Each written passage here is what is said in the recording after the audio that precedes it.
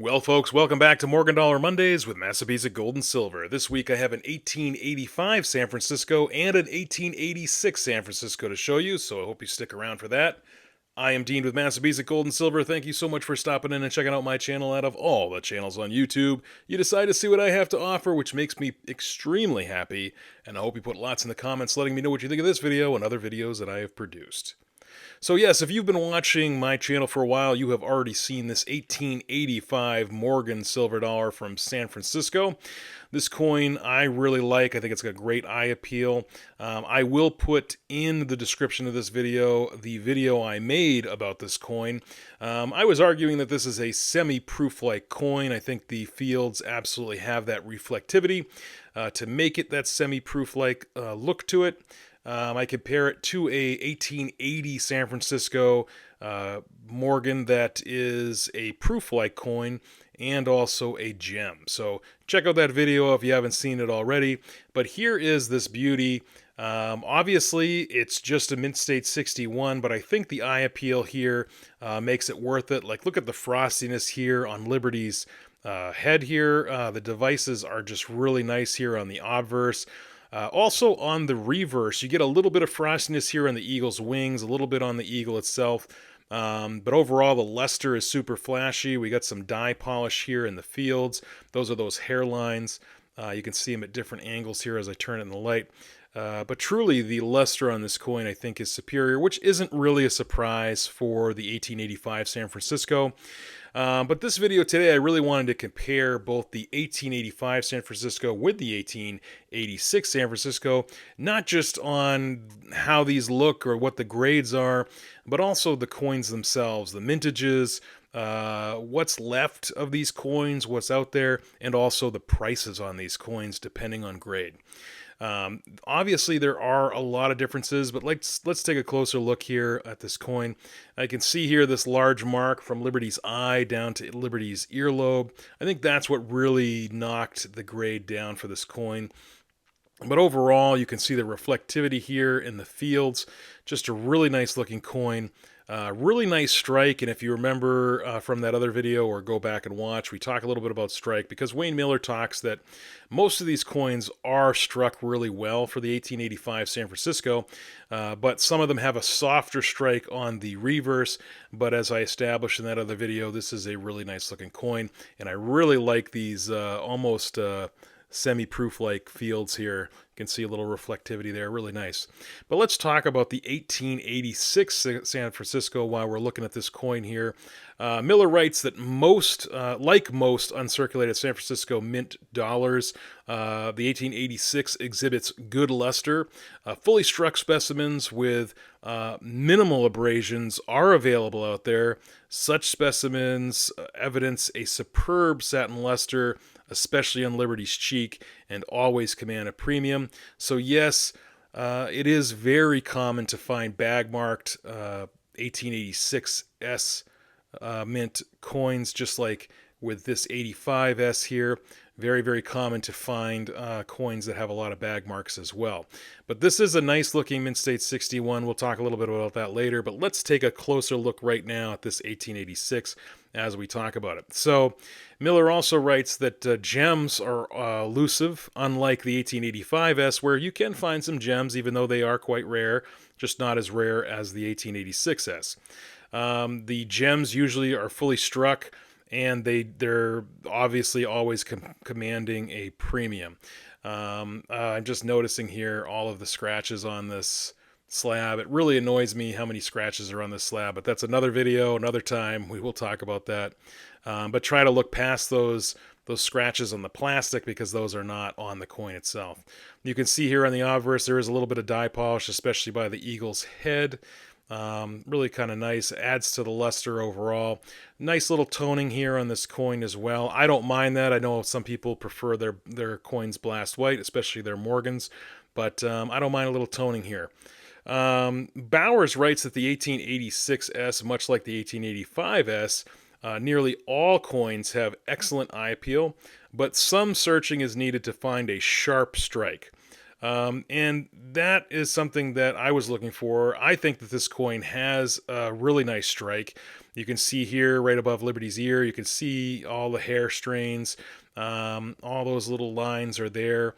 Same with the reverse with the eagle's breast feathers. You can see all those feathers well defined. He says that Bowers, that is, says that above average strike is the rule for the 1886S, although very sharp strikes take some searching. And luster is typically high quality. I think the luster on this coin is quite nice. Let's take a closer look at the surfaces here. You will see a whole bunch of little lines here and there. Those lines are not cleaning. Those lines are just the surface abrasions that the coin has come in contact with other coins within the bags over the years of being, tossed around a little bit. Miller noted that the Redfield hoard contained several bags of BU 1886S's. So imagine that, they make it out of the bank, or they make it out of, or I should say, they make it out of the mint, they make it out of the bank, they make it into these hoards, and these bags are tossed around from here, there, and everywhere. Again, nice toning. I'm just noticing a mark here within the 6. I wonder if that's a VAM. I'm gonna have to check that out. I didn't notice it until right now as I'm looking at here, so that's pretty cool. So I'll have to go back to the books to see what that is. A little bit of reflectivity in the fields here, similar to the 1885S, but just not as nice, or in my eyes. I don't know. You go ahead, form your own judgment. But it's a really nice coin. I'm really apologize for all these scratches here on the coin slab.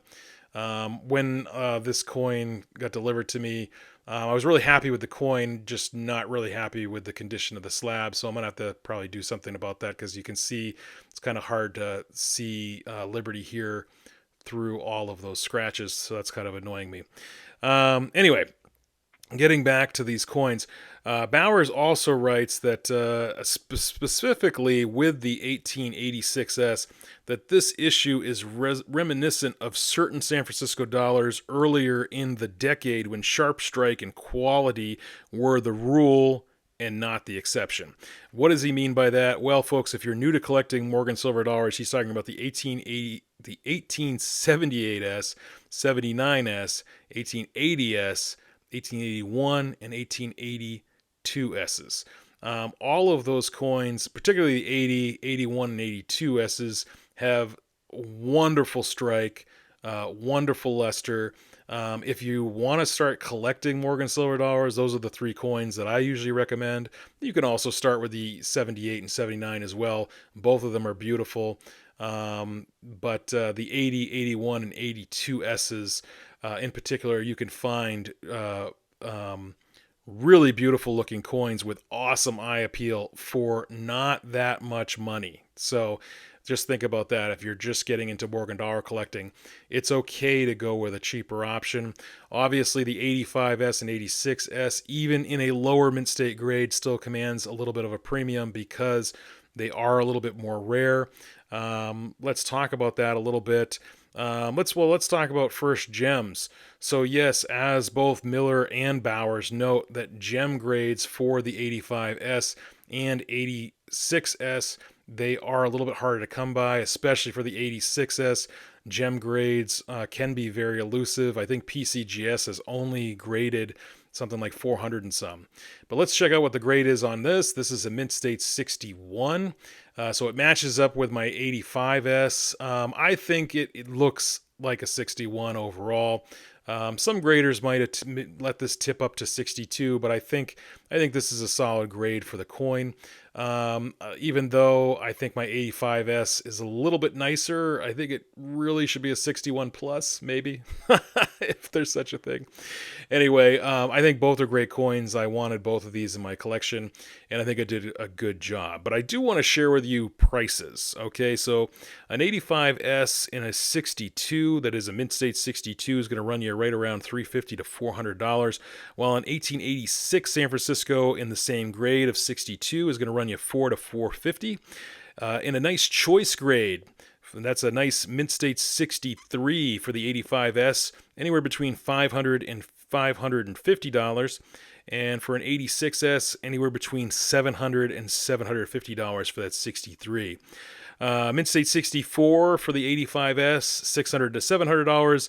And this is a little bit of a jump here for the 86S in a nice 64. It's going to be right around $1,000, maybe even a little bit more, approaching that maybe that $1,100 mark. For a gem grade in the 85S, if you can find a really nice gem grade in the 85S, it's going to run you between $1,200 and $1,500. Really great if you can afford that. I'm just not there. And if you go to eBay, a lot of the buy it nows are a lot more than that, but these are auctions that I came across, but we'll get a little bit into that a little bit later. 86S in a gem grade will run you anywhere between $1,600 and $2,600. And I'll just say, all these prices that I just said, just so you know, these came from auctions in the last year, so that is from January 2025 to January 2024. And these are all auctions, not buy it nows. So always be aware of how much a coin is worth. You have the gray sheet, you have PCGS's website where you can check current auctions for PCGS and NGC coins. You can always type into eBay closed auctions, like you can see what those auctions went for.